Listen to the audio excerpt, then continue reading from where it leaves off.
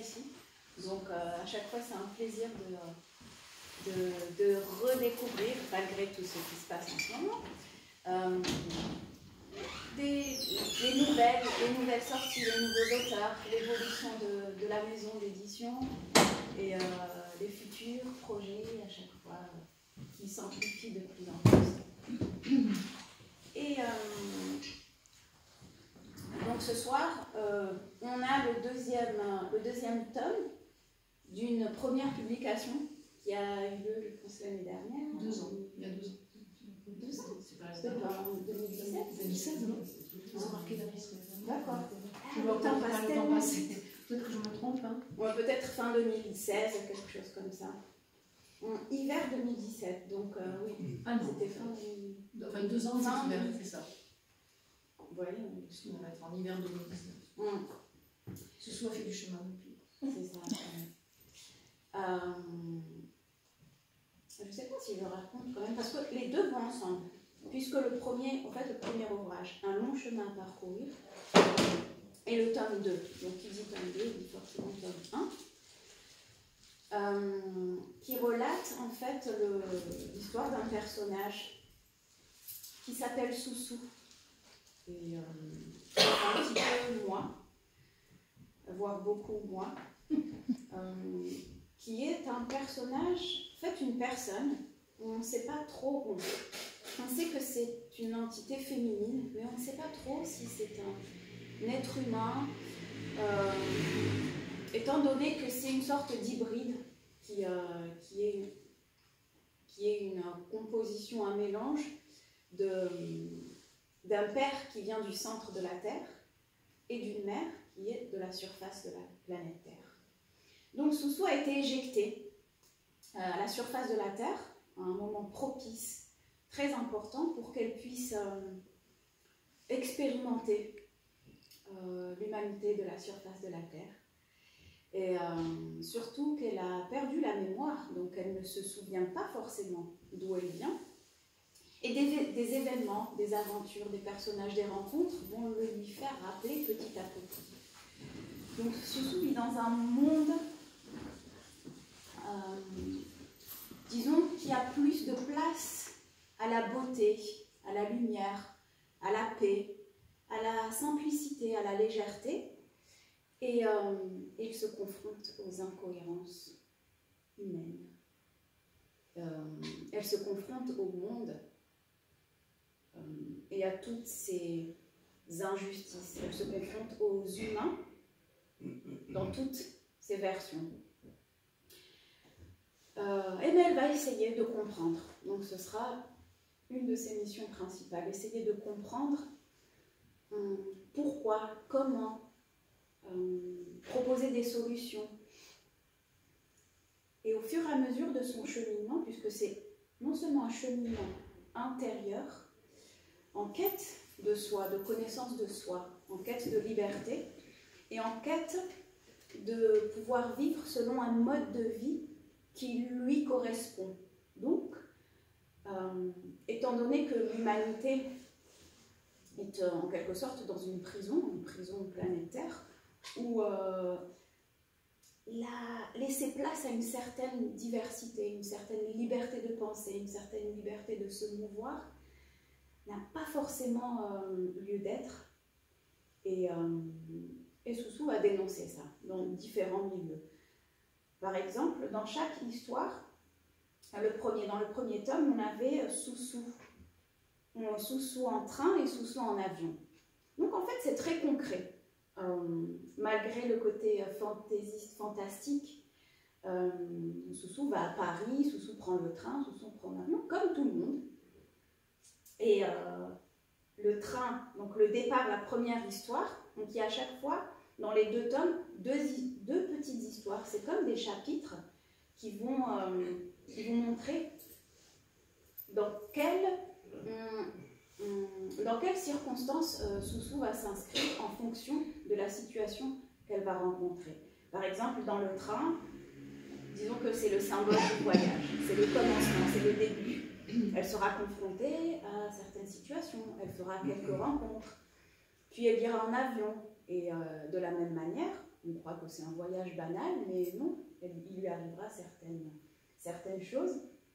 Et par la suite, on la retrouve à la plage, donc Soussou à la plage, le titre n'est pas très parlant, mais pourtant à la plage, il y a des choses qui se passent, et il y a des règles qui sont faites par les hommes, avec un petit h, et qui ne sont pas forcément justes, mais que par habitude nous pensons être banales, nous pensons être, c'est comme ça, c'est la règle, ce qu'on devra faire. Et maintenant, Soussou vient réinterroger les choses du quotidien, les règles qu'on a intrinsèquement absorbées, qu'on utilise et qu'on exprime de manière codifiée, implicite, mais qu'elle fait ressortir à la surface pour pouvoir dire est-ce que c'est la bonne direction dans laquelle nous devons aller? Est-ce que ce sont des règles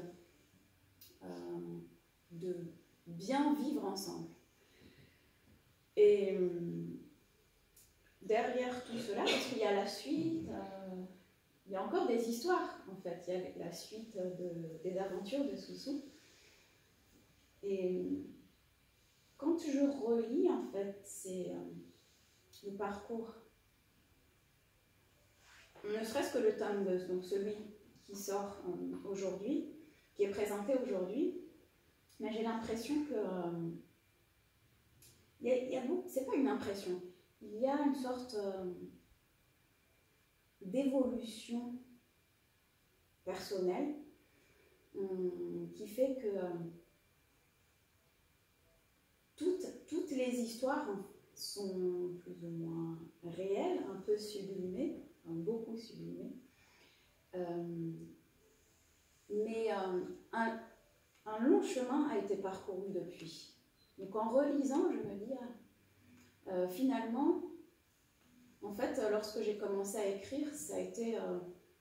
et lorsque je relis maintenant les écrits, c'est comme... vous savez, c'est comme si vous donnez naissance à un être vivant et vous vous en occupez au début, puisqu'il doit connaître le monde, il doit expérimenter, il n'a pas d'expérience, et par la suite, vous le laissez vivre sa vie, puisqu'il a aussi à expérimenter, il a aussi à évoluer par lui-même. Et c'est l'impression que j'ai en relisant les histoires, c'est que elles sont toujours d'actualité et j'ai un regard totalement différent par rapport au contenu, au fond tout comme la forme. Et ça relate les voyages à la base, et ça relate les voyages extérieurs, mais aussi intérieurs. Les deux vont toujours ensemble, puisque nous sommes tous des voyageurs, mais nous l'ignorons. Certains le savent, beaucoup l'ignorent, dans la mesure où nous voyageons chaque nuit dans nos rêves, par exemple. Nous nous en rappelons ou pas. C'est un monde qu'on appelle le monde astral. Et je m'interrogeais à travers ces histoires-là. Est-ce que nous sommes... Qui nous dit que nous ne sommes pas en ce moment en train de rêver? Et quand on me parle de mon imagination débordante et d'une certaine capacité à toujours ramener cette imagination, ce monde, dans la vie réelle, concrète, matérielle. Et je dis souvent, oui, peut-être que souvent même il nous arrive de rêver, durant le rêve, aussi absurde soit-il, on a l'impression que c'est vrai. Ça nous est tous arrivé. Au moment où on le vit, au moment où on le rêve, mais on croit pertinemment, on sent que c'est quelque chose de réel, on le vit, c'est une réalité. Et c'est lorsqu'on se réveille, on se dit, ah, en fait, ce n'était qu'un rêve, mais pourtant j'y ai cru. Et il peut y avoir une situation complètement absurde, mais à laquelle on croit. Parce qu'on la vit, on la ressent. Et c'est aujourd'hui la question que je me pose sur cette vie et sur notre capacité à... Je vais prendre la métaphore. Notre capacité à ramener le ciel, à pouvoir combiner le ciel et la terre pour n'en faire qu'un. Pourquoi pas?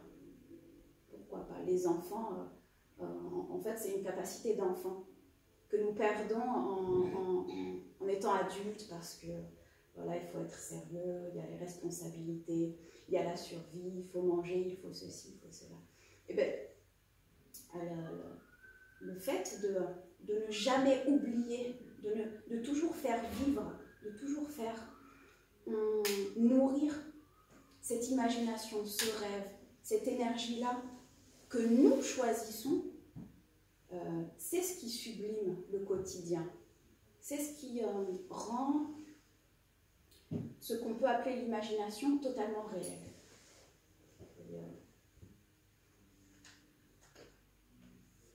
Et c'est ce que je me rends compte de ça aujourd'hui lorsqu'on me parle de certaines réalités difficiles à vivre, parce qu'il y a toujours des choses difficiles à vivre. Et personnellement, ce qui pense peut faire surmonter des épreuves, des obstacles, une certaine réalité à laquelle nous croyons tous, je crois que c'est ça. C'est beaucoup le rêve, le choix des rêves et la volonté de pouvoir se donner les moyens de les matérialiser, quels qu'ils soient. Parce qu'en fait, c'est un choix qui nous incombe. Personne d'autre ne peut percevoir la réalité de la manière dont nous la percevons. C'est un fait. Et ce n'est pas moi qui le dis en plus, c'est la science, c'est scientifique. Et sur ce, je vais me permettre de vous faire connaître le préambule, c'est-à-dire vraiment le contexte dans lequel s'inscrit l'histoire de Soussou. Donc ça, c'est le tome 2, du tome 2. Il existe au centre de la Terre une peuplade d'êtres vivants. Une peuplade d'êtres d'une intelligence avancée, vivant en paix dans l'abondance depuis des millénaires. Un jour, à la surface de la Terre, un homme au grand cœur, Conpanen, découvrit un trou causé par un tremblement de terre. Il eut la grande curiosité de voir ce qu'il y avait à l'intérieur de ce trou. Après des jours et des jours passés à descendre et descendre dans le noir absolu, la lumière l'éblouit.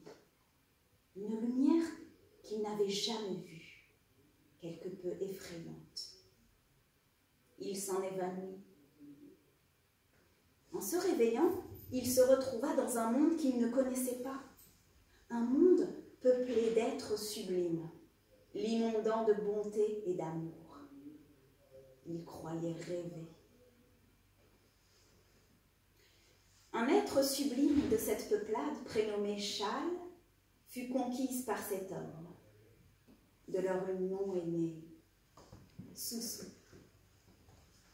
Un jour, Soussou fut redéployé parmi les êtres de la surface de la terre.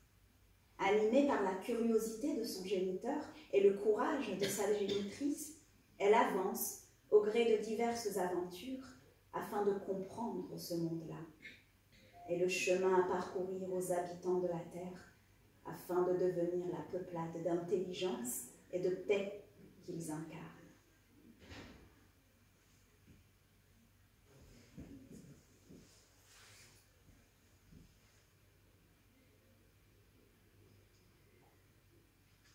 La première histoire du tome 2 est Soussou à la plage.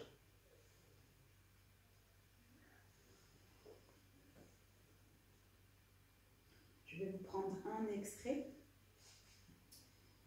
que j'ai bien choisi soigneusement, que je retrouve ici.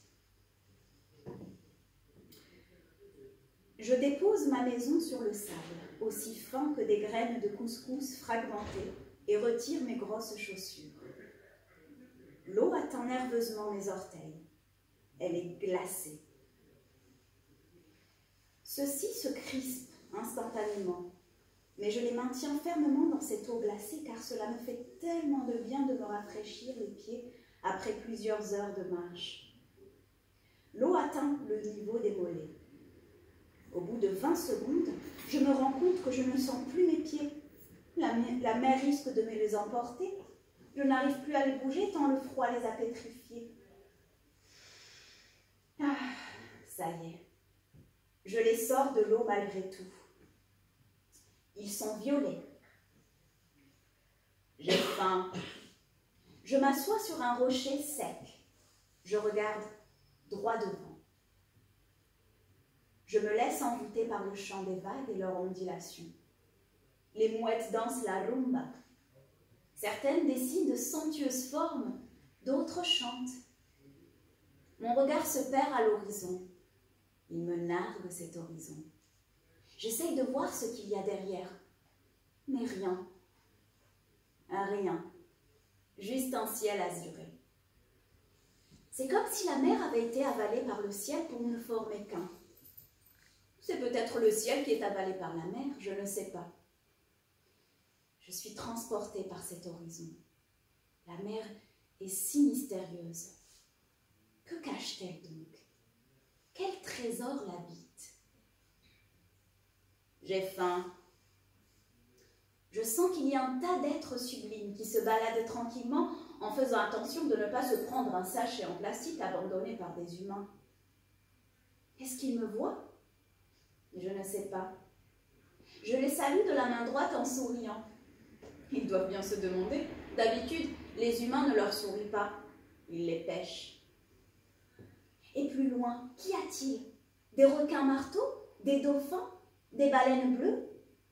La baleine n'est pas un poisson, c'est un mammifère, comme nous. Que font-elles de leur journée? Certaines s'échouent sur des plages. Je ne souhaiterais pas qu'il y en ait une ici. Elle serait trop lourde pour que je puisse la repousser toute seule. Certains dauphins ont été capturés pour que des riches qui s'ennuient puissent nager avec eux. Mangent-ils à leur faim? Sont-ils heureux? Leur mère ne leur manque-t-elle pas? J'ai faim. Mes pieds sont maintenant secs. Ils ont repris leur couleur naturelle.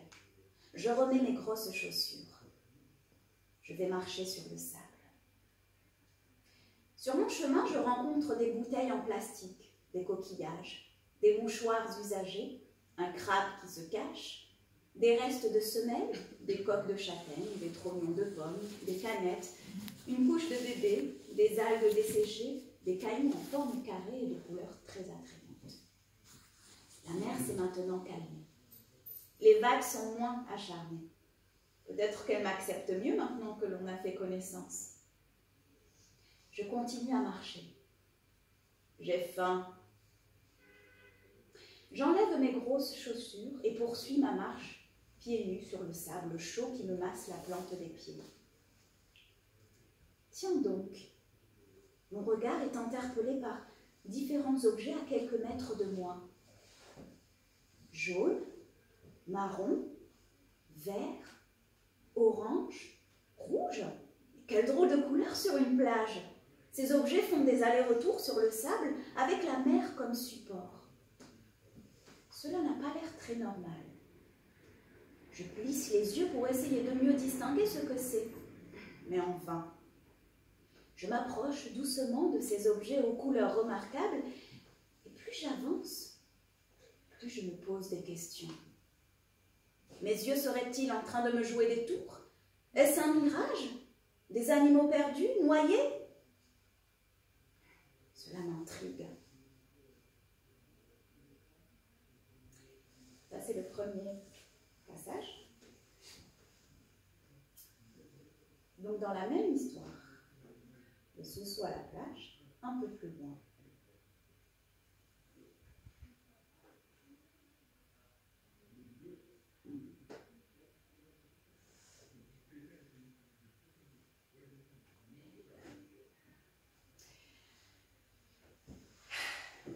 J'ai maintenant plein d'énergie pour poursuivre mon chemin. Au moment de me lever de ce rocher en forme de fauteuil, je sens tout d'un coup que le soleil ne me réchauffe plus de ses doux rayons. Étrange. Je lève alors la tête. Une grosse ombre droit devant moi entache le contact si chaleureux que j'avais avec le soleil. C'est un homme. C'est un homme très brun, mat et trapu. Il me regarde en croisant les bras et en faisant l'amour. Je ne l'ai pas entendu arriver. J'étais tellement absorbée par les succulents fruits dont je commençais à peine à ressentir les bienfaits. Il me demande ce que je fais là. Je lui retourne aussitôt la question. Il me répond très méchamment. Je vous signale que c'est une plage privée. Comment ça, privée? Eh bien, privée, n'importe qui ne peut y accéder sans autorisation, me dit-il toujours d'un ton aussi injonctif. Une autorisation pour accéder à une plage? Mais qu'est-ce que c'est que ça? Depuis quand a-t-on besoin d'une autorisation pour accéder à une plage? Depuis que les plages sont privées, c'est-à-dire qu'il faut payer pour y accéder et respecter certaines règles. Il faut payer pour être sur une plage. Mon bon sens n'arrive pas à suivre. Il est déboussolé. Je ne peux pas comprendre.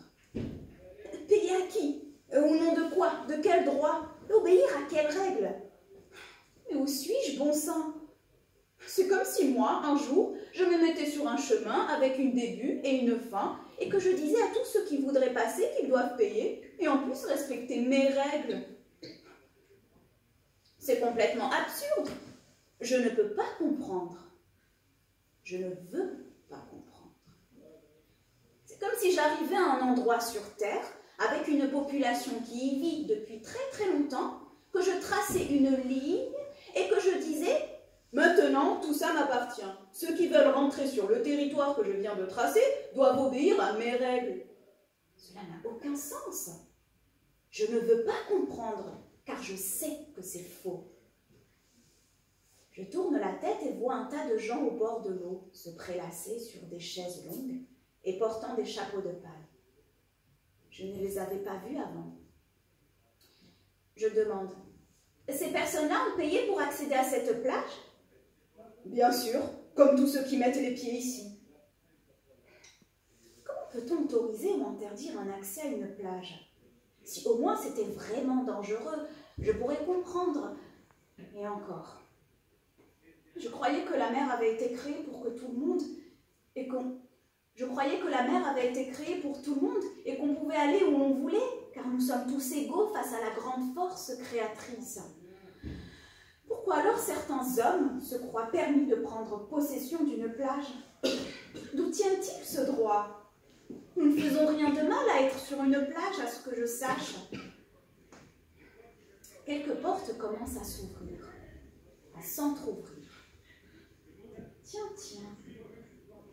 Je commence petit à petit à comprendre. Comprendre que le pire, ce ne sont pas ceux qui rendent les plages privées et mettent en place des règles insensées auxquelles tous doivent se plier. Non, le pire, ce sont ceux qui les acceptent.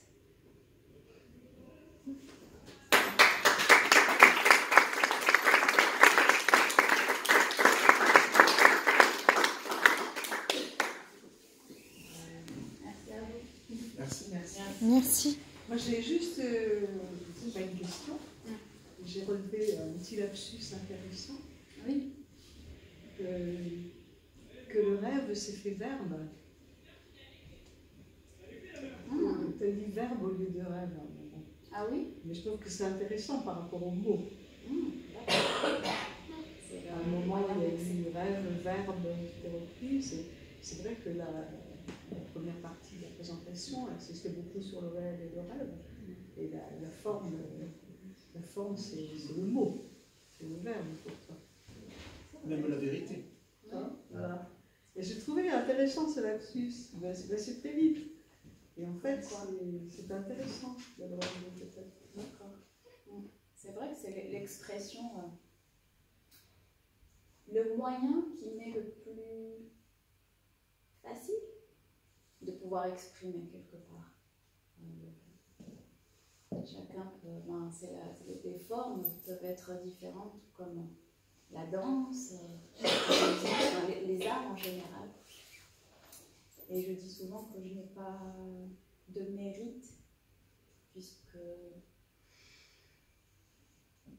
je me donne la chance de pouvoir juste exprimer, faire sortir et concrétiser. Et beaucoup de personnes, notamment des jeunes avec qui j'ai pu travailler, utilisent le verbe, enfin les mots. Ils ne se donnaient pas la chance, parce que j'avais travaillé en fait avec des enfants, c'est drôle, ça me fait rappeler ça, dits étiquetés en échec scolaire, du coup qui ont un rapport assez conflictuel avec la langue, déjà, la langue française, avec tout ce qui a trait à l'apprentissage scolaire. Du coup, un moyen d'expression qu'ils utilisent n'est rien d'autre que la violence, que ce soit de la violence verbale ou physique ou autre. En essayant de réconcilier, en fait, ces enfants-là, mais en fait ça ne concerne pas que les enfants, hein, on le voit aujourd'hui, en réconciliant les enfants avec le verbe, avec la langue, avec ce moyen d'expression, ils se rendent compte qu'ils sont capables de s'exprimer à travers les mots et à leur manière, qu'il n'y a pas un style particulier, qu'il n'y a pas une règle d'écriture particulière, qu'il n'y a pas tous ces cadres dans lesquels ils peuvent être enfermés, et en fait se réconcilier finalement avec eux-mêmes à travers je sais pas, des poèmes, des textes. Et ça fonctionne très bien. C'est quelque chose, c'est comme une thérapie en fait, l'écriture. C'est une thérapie. On a en mémoire Elisabeth Bing, qui est la mère des ateliers d'écriture, qui a travaillé avec des enfants qui étaient en rupture de parcours scolaire. Et son livre s'appelle, c'est un lapsus justement d'un enfant qui, au lieu d'écrire « Et je nageais jusqu'à la plage », il a écrit « Et je nageais jusqu'à la page ». Et en fait, c'est le titre de son livre, parce que c'est exactement ce que vous venez de dire avant. D'accord. La réconciliation avec le mots, et le rêve, et l'imaginaire. C'est qui? C'est quel auteur? Elisabeth Bing, qui est à l'origine des ateliers d'écriture. C'est moi qui l'ai raconté l'année où elle a publié ça. Elle est française? Les 80, avant même. Oui, elle est Ah française. oui. D'accord. Mais je nageais jusqu'à la page. C'est complètement cet esprit-là. Je recommande. Ouais. Merci. Merci à vous. J'allais me sauver, mais en fait, je vous demande si jamais vous aviez des questions ou des remarques, ou juste si vous voulez vous exprimer. Avant que je me sauve et laisser place à la technologie. Non, t'inquiète. Avant, il y a et Christophe. Qu'est-ce qu'il y a? Il y a Christophe avant. D'accord. C'est moi, mais C'est pas Je ne suis pas au courant. je n'ai On pas vient connu. d'apprendre. En fait, on va être deux pour vous parler de quelqu'un qui ne peut pas être là ce soir et qui vient de sortir 2 livres en même temps dans la collection L'Orpailleur. La collection avec un grand tel et un grand